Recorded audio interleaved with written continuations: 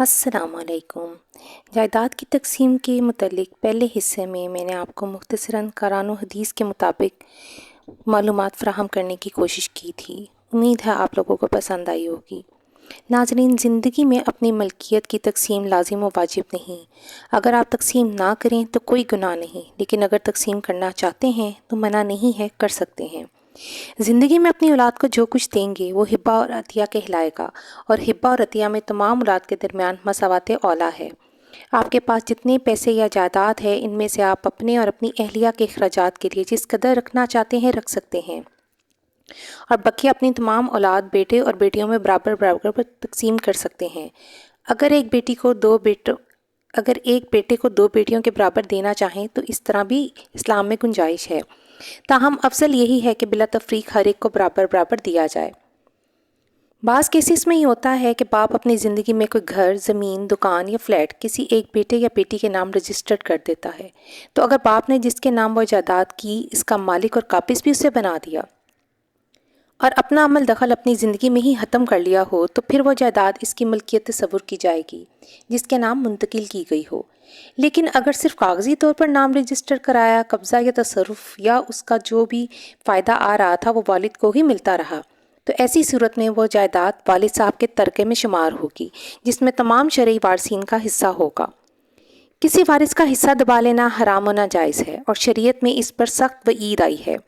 اگر کوئی شخص غلط تقسیم کر کے فوت ہوا تو اس کے ورثاء کو چاہیے کہ فوت شدہ کو گناہ اور متوقع عذاب الہی سے بچانے کے لیے قانون وراثت کے مطابق تقسیم کریں۔ ہو سکتا ہے اللہ پاک اسے معاف کر دے۔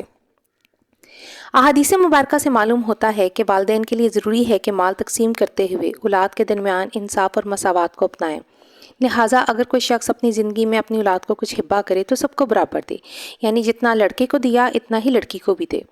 اگر کسی کو ضرورت کی بنا پر، خدمت یا پسندیدگی کی بنا پر کچھ زیادہ دینا ہو تو باقی اولاد سے مشورہ کر کے ان کو اعتماد لیں اور علی الاعلان سب کے سامنے وہ اس بیٹے یا بیٹی کے نام کریں۔ اگر والدین نے باقی اولاد کے ساتھ ظلم کیا ہو تو وہ اللہ کے سامنے جواب دہ ہوں گے۔ پاکستان کا شمار دنیا کے ان ممالک میں ہوتا ہے جہاں عورت کو وراثتی حقوق دینے کی شرح کم ترین ہے۔ انسانی حقوق سے متعلق مقدمات پر کام کرنے والے ایڈوکیٹ اللہ داد خان کہتے ہیں کہ خواتین کی حق تلفی کی بڑی وجہ وراثت کے قوانین سے بے خبری ہے۔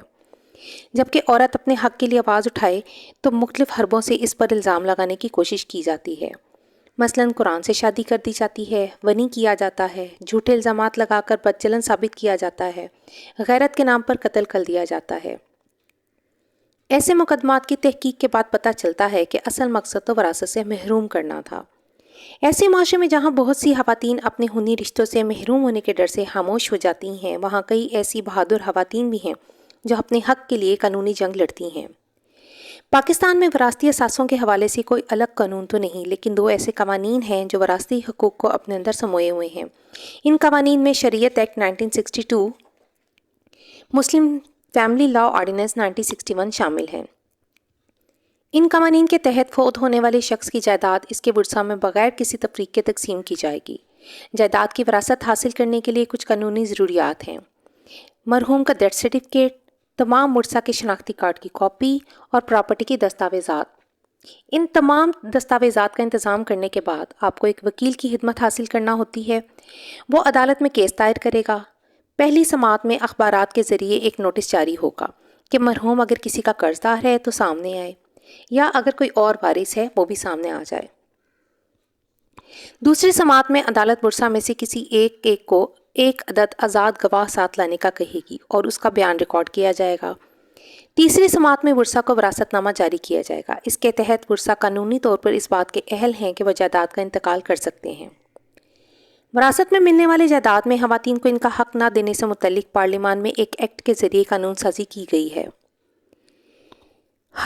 کسی بھی خاتون کو اس ایکٹ کے تحت حق وراثت سے محروم کیے جانے پر 10 سال قید اور 10 لاکھ جرمانے کی سزا متعین کی گئی تھی۔ مختصراً یہ کہ اگر زندگی میں والد کچھ بھی ہبہ کرے گا تو برابری کے اصول کے تحت کرے گا۔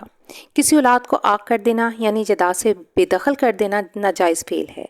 والد کی وفات کے بعد بے دخل ہونے والی اولاد وارثی تصور کی جائے گی۔ باپ کی وفات کے بعد ان کے ترکوں پر بیٹوں کا قبضہ کر لینا اور بہنوں کو ان کی شرعی حصے سے محروم کرنا ناجائز اور سخت گناہ ہے۔ بھائیوں کو چاہیے کہ بہنوں کو ان کا حق و حصہ اس دنیا میں دے دیں، ورنہ آخرت میں تو دینا ہی پڑے گا، اور آخرت میں دینا آسان نہیں ہوگا۔ آپ صلی اللہ علیہ وآلہ وسلم نے فرمایا، جس نے کسی کی زمین ظلم سے لے لی، اسے قیامت کے دن 7 زمینوں کا طوق پہنایا جائے گا۔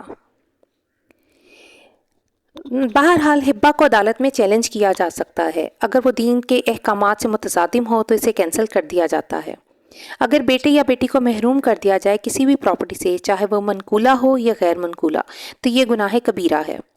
اولاد یا شرعی ورثہ کے درمیان عدل کرنا ضروری ہے، اس میں کسی کی ذاتی مرضی کا کوئی دخل نہیں۔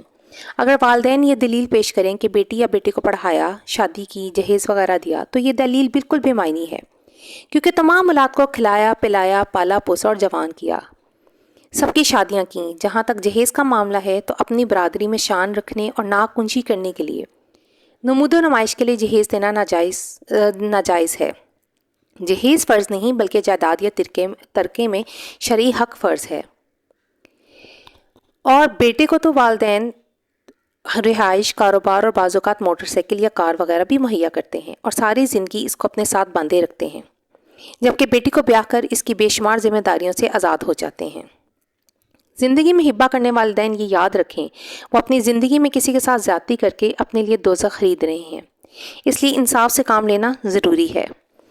قرآن پاک میں ارشاد ہے، تمہارے باپ یا تمہارے بیٹے، تم نہیں جانتے ان میں سے کون تمہارے لیے زیادہ نافع ہے۔